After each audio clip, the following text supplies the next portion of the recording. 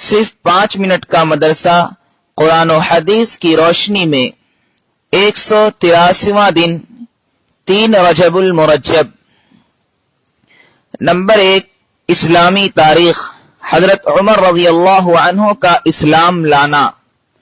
حضرت عمر فاروق رضی اللہ تعالی عنہ کا شمار عرب کے بڑے بڑے بہادروں میں ہوتا تھا۔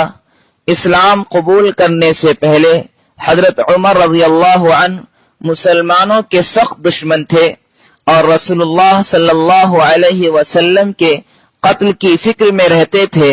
ایک دن اسی ناپاک ارادے سے تلوار لٹکائے ہوئے چلے جا رہے تھے کہ راستے میں حضرت نعیم بن عبداللہ رضی اللہ عنہ مل گئے۔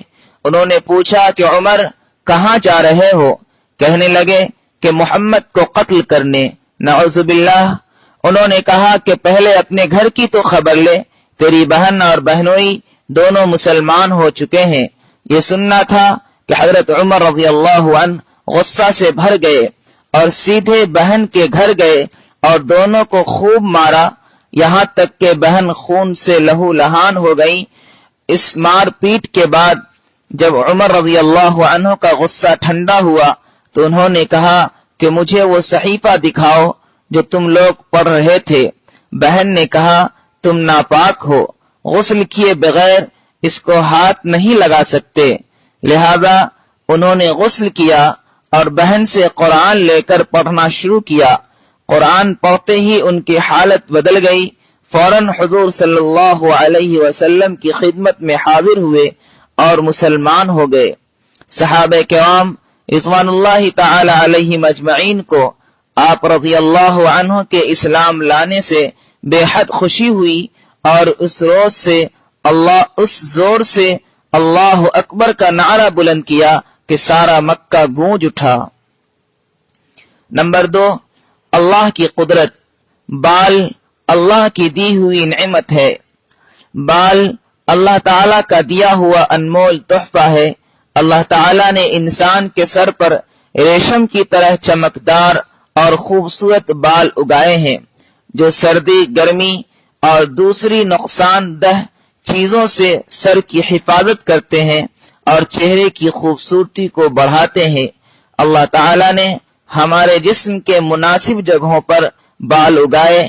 اگر بال ہونٹوں پر اگ جاتے تو کتنی پریشانی ہوتی، نہ ٹھیک سے بات کر سکتے، نہ کھانا کھا سکتے اور نہ کوئی چیز پی سکتے۔ اسی طرح اگر ہتھیلی پر بال ہوتے تو کتنی پریشانی ہوتی۔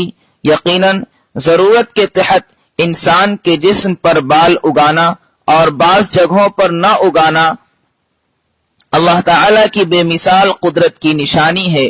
خود اللہ تعالیٰ فرماتا ہے ہم نے انسان کو بہت ہی خوبصورت سانچے میں ڈھال کر پیدا کیا ہے۔ نمبر 3، ایک فرض کے بارے میں۔ نماز کے چھوڑنے پر وعید۔ رسول اللہ صلی اللہ علیہ وسلم نے فرمایا نماز کا چھوڑنا آدمی کو کفر سے ملا دیتا ہے۔ ایک دوسری حدیث میں آپ صلی اللہ علیہ وسلم نے فرمایا ایمان اور کفر کے درمیان نماز چھوڑنے کا فرق ہے۔ نمبر 4، ایک سنت کے بارے میں۔ 3 سانس میں پانی پینا۔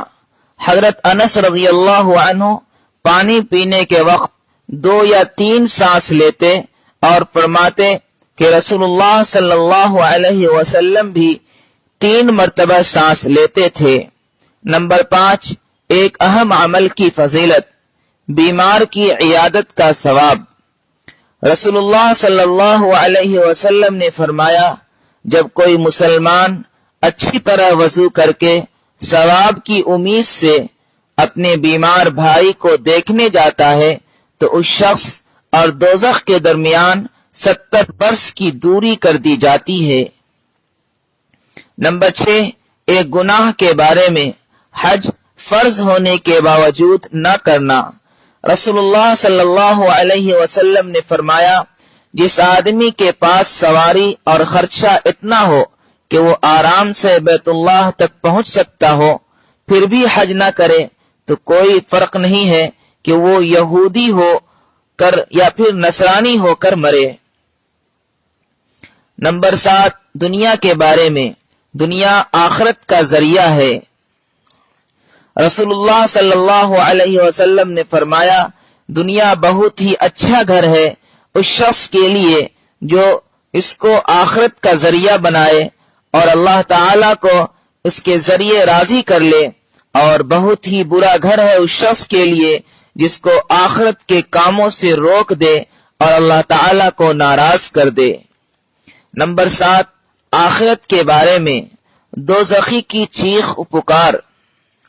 قرآن میں اللہ تعالیٰ فرماتا ہے، جو لوگ بدبخت ہیں وہ دوزخ میں ہوں گے، اس میں ان کی چیخ و پکار ہوتی رہے گی۔ نمبر 9 طب نبوی سے علاج، 3 چیزوں میں شفا ہے۔ رسول اللہ صلی اللہ علیہ وسلم نے فرمایا، شفا 3 چیزوں میں ہے، شہد پینے میں، پچنا لگانے میں، اور آگ سے داغنے میں۔